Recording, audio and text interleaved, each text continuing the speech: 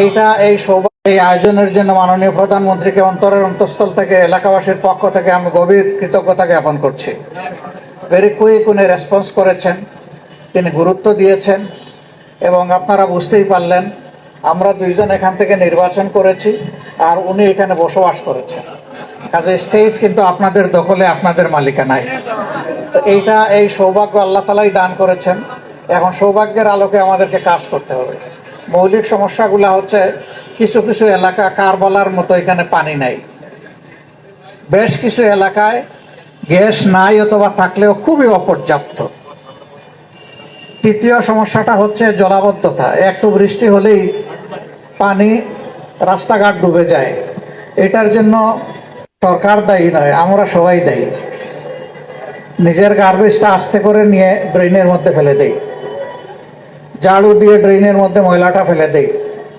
তো সরকার ডেইলি একবার তো আর ড্রেন পরিষ্কার করতে পারবে না। এই ড্রেন পরিষ্কার করা হবে ইনশাল্লাহ, কিন্তু এটাকে রক্ষা করার দায়িত্ব আপনাদের। যদি সবার এই সচেতনতা থাকে তাইলে বারবার এটা ভরবে না। তারপরে আমাদের কয়েকটা, বেশি নাই, 3টা মাত্র সড়া আছে। সড়াগুলার একই অবস্থা, সবাই নিয়ে সড়ার মধ্যে ময়লাগুলা ফেলে দেয়। সড়া কি ময়লা জায়গা? ময়লা ফেলার জন্য তো ময়লার ভাগাড় আছে। আবার ময়লার ভাগাড়ে কোনো সময় আগে দেখতাম, এখন অবশ্য চোখে একটু কম পড়তেছে, যে ময়লা জমে আছে আর মাছি মশা ভন ভন করতেছে। এখন অনেকটা উন্নতি হয়েছে, তবে আরো উন্নতি দরকার। সেই জায়গায় নাগরিক সচেতনতা লাগবে। আপনারা আপনাদের দায়িত্বটা পালন করবেন, নগরও তার দায়িত্ব সে পালন করবে। এই উভয় দিক থেকে দায়িত্ব পালন করলে আমরা ভালো থাকবো ইনশাআল্লাহ। এরপরে আসছে কিশোর গ্যাং এবং মাদকের সমস্যা।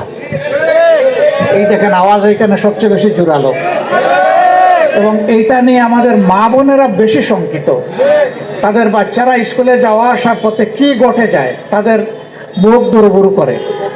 এখানে পুলিশের লোকেরা আছেন, আমি তাদেরকে অনুরোধ করব যে তারা যেন বিষয়টা সিরিয়াসলি নেন।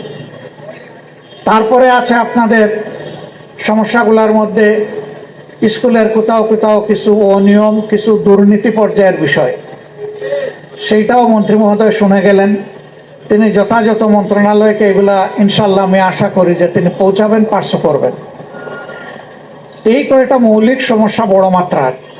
তার সাথে রাস্তা দখল, বিভিন্ন জায়গায় বসে গেছে হকাররা, তারাও এই দেশের মানুষ, এরা খুব ধনী সম্পদশালী না, তাদেরও রুজি রোজগারের দরকার আছে, কিন্তু তাদেরকে একটা শৃঙ্খলার আয়তায় নিতে হবে।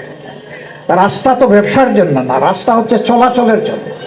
এই রাস্তাটা চলাচলের জন্য মুক্ত করে দিতে হবে। তো এইটা মূলত আমি আশা করবো যে আইন শৃঙ্খলা বাহিনীকে সাথে নিয়ে আমাদের মাননীয় প্রশাসক যিনি আছেন তিনি এই গুরু দায়িত্বটা পালন করবেন। আমরা তার সাথে সহযোগিতা করবো ইনশাল্লাহ। সবাই সহযোগিতা করবেন তো আপনার ইনশাল্লাহ। আমরা যদি এই কয়টা কাজ আপাতত করতে পারি, ভাই বিদ্যুতের সমস্যা শহরে খুবই কম, এটাকে উঠাবেন না, আমি এটা সাক্ষী। গ্রাম অঞ্চলে কিন্তু কষ্টটা বেশি, কিন্তু আমরা একই দেশের নাগরিক। সরকার আন্তরিকভাবে চেষ্টা করছে বিদ্যুৎ সমস্যার সমাধান করার জন্য। ওই সংসদের বিবৃতি বাদ দেন।